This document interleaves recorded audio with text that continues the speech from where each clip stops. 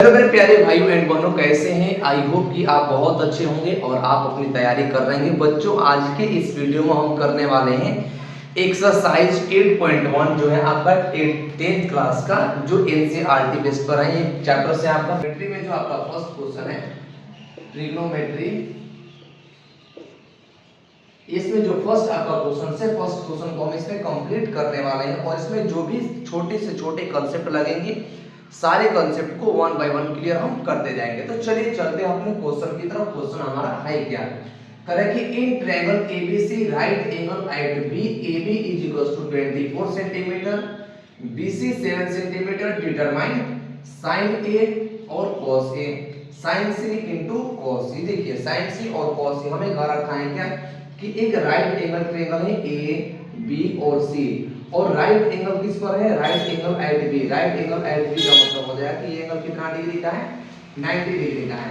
और जो बाकी के बचे जो ये एंगल होंगे ये एक्यूट एंगल होंगे। और इस राइट एंगल ट्रायंगल में हमारे पास, अगर आप इससे पीछे वाले जाकर के वीडियो को देखेंगे तो हमने उसमें बता रखा है कि राइट एंगल ट्रायंगल होते क्या है, यानी ट्रिग्नोमेट्री कैसे उसको हम पहचानते हैं, कहाँ राइट एंगल ट्रायंगल होता है, कौन सा बेस होता है और कौन सी परपेंडिकुलर होती है। तो अगर हम इसमें देखें तो हमारे पास राइट एंगल एट बी पर बन रहा है, तो जो ये आपकी ये साइड होती है इसको हम कंसीडर करते हैं बेस, जो परपेंडिकुलर से लगी हुई होती है। यानी जो ये खड़ी हुई लाइन होती है, जो खड़ा हुआ ऐसे डंडा की तरह होता है खड़ा, इसको बोलते हैं हम क्या?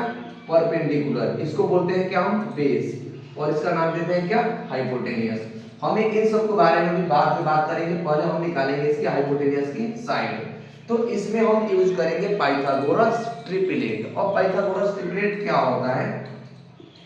पाइथागोरस ट्रिपलेट आपका वो होता है कि हाइपोटेनियस का स्क्वायर इज इक्वल टू होता है आपके पास बेस का स्क्वायर प्लस का परपेंडिकुलर का स्क्वायर। तो देखिए हाइपोटेनियस की जो हमारे पास हाइपोटेनियस नहीं है, तो हाइपोटेनियस हमारे पास की कौन सी साइड है आपकी? AC। तो हाइपोटेनियस की जगह पर हम क्या लिख सकते हैं कि AC का जो स्क्वायर होगा वो क्या होगा? B का मतलब बेस। बेस हमारे पास कितना है? 7 सेंटीमीटर, यानी 7 का स्क्वायर प्लस का P का मतलब होता है परपेंडिकुलर। तो परपेंडिकुलर हमारे पास हो जाएगी AB कितना दे रखा है? 24 सेंटीमीटर। अब इसका हमने स्क्वायर ले लिया। अब यहाँ से जब AC का स्क्वायर निकालिएगा, AC का स्क्वायर का मतलब क्या? हाइपोटेनियस का स्क्वायर। तो हाइपोटेनियस का स्क्वायर हो जाएगा AC का स्क्वायर इक्वल्स टू 7 का स्क्वायर 49 प्लस 24 का स्क्वायर हो जाएगा 576। अब ये दोनों की जो यूनिट होगी वो सेंटीमीटर स्क्वायर में आएगी। यहाँ से ले लीजिए क्या? AC square is equal to, जब इन दोनों को जोड़िएगा तो 9 और 6 15 का 5 7 और 4 11 और 1 12 और 6 1 25, यानी 625 सेंटीमीटर आ जाएगा। अब देखिए AC से जब स्क्वायर हटेगा तो आप एक कंसेप्ट पढ़े होंगे कि जब एक साइड से इक्वल में स्क्वायर हटता है तो दूसरी साइड रूट चढ़ता है। यानी जब हम यहाँ से AC निकालेंगे तो AC को हम ऐसे लिख सकते हैं 625। अब इसका जब रूट निकलेगा तो हो जाएगा कितना? 25 सेंटीमीटर। यानी यहाँ से जो हमारी AC होगी, AC क्या आ गई? 25 सेंटीमीटर आ गई AC। तो AC और ये कितना आ गया आपके पास? 25 सेंटीमीटर आ गया। यहाँ तक तो चीज आपको क्लियर हो गई होंगी। अब देखिए हम आते हैं किस पे? sin A और cos A। तो जब हम फर्स्ट लेंगे तो देखिए इसमें sin A का मतलब जो एंगल है आपका, इसमें आपको दो ही चीजें चेंज होते हैं। एक होता है क्या? राइट एंगल सेम होता है। राइट एंगल सेम होने से जो ये बेस होती है सॉरी जो हाइपोटेनियस होती है, हाइपोटेनियस कभी चेंज नहीं होता है, बट जो बेस और जो परपेंडिकुलर होता है वो एंगल के अकॉर्डिंग चेंज हो जाता है। चेंज होने का मतलब क्या है कि जैसे आप हमने कहा है sin A, यानी sin A का मतलब एंगल हमने ये लिया है, तो जो एंगल करेगा उसके सामने की साइड जो होगी वो परपेंडिकुलर हो जाएगी, और उसके साथ जो लगा हुआ साइड होता है ये हो जाता है क्या? बेस हो जाता है। तो पहले sin A होता क्या है? तो sin A जो होता है वो होता है P अपॉन में H। क्या होता है? P अपॉन में H। P का मतलब होता है परपेंडिकुलर, लिख लीजिए परपेंडिकुलर, अपॉन में क्या होता है? हाइपोटेनियस। क्या? हाइपोटेनियस, ये होता है हाइपोटेनियस। अब यहाँ से हम sin A ले तो sin A हमारे पास क्या हो जाएगी? परपेंडिकुलर। देखिए तो अब परपेंडिकुलर का काम कौन करेगा? ये वाला साइड, क्योंकि एंगल आपका A है तो ए के सामने की साइड परपेंडिकुलर होगी और ए के सटा हुआ जो साइड होगा मतलब पास का जो साइड होगा, सटा हुआ साइड होगा, वो हो जाएगा बेस आपका। तो परपेंडिकुलर अपॉन में हाइपोटेनियस, परपेंडिकुलर हमारे पास कितना है 7 अपॉन में हाइपोटेनियस कितना है 25। तो sin a 7 अपॉन में 25।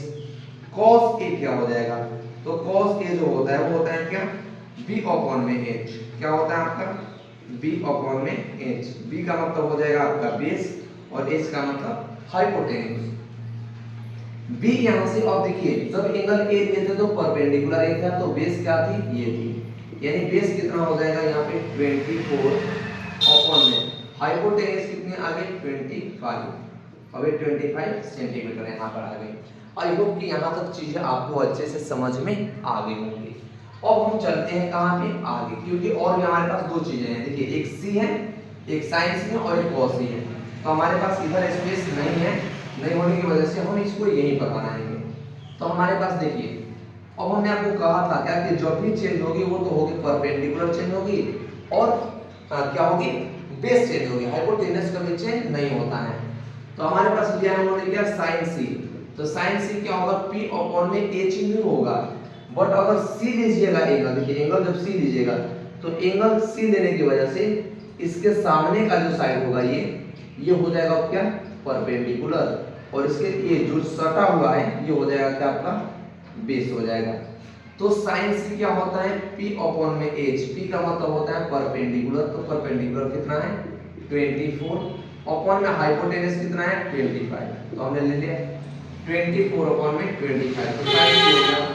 अब यहाँ पर आइए एक cos सी दे रखा है, तो cos सी क्या होता है p अपॉन में b अपॉन में h। ये होता है क्या b अपॉन में h। b अपॉन में h का मतलब होता है बेस अपॉन में हाइपोटेन्यूज। तो बेस हमारे पास क्या है देखो, तो एंगल सी के लिए बेस कौन सा है 7, ये हो जाएगा 7। हाइपोटेनियस क्या है, हाइपोटेनियस है 25, तो हाइपोटेनियस अपॉन में 25। यानी ये क्वेश्चन आपको यहाँ पर कंप्लीट होता है। आई होप कि ये क्वेश्चन आपको अच्छे से समझ में आया है।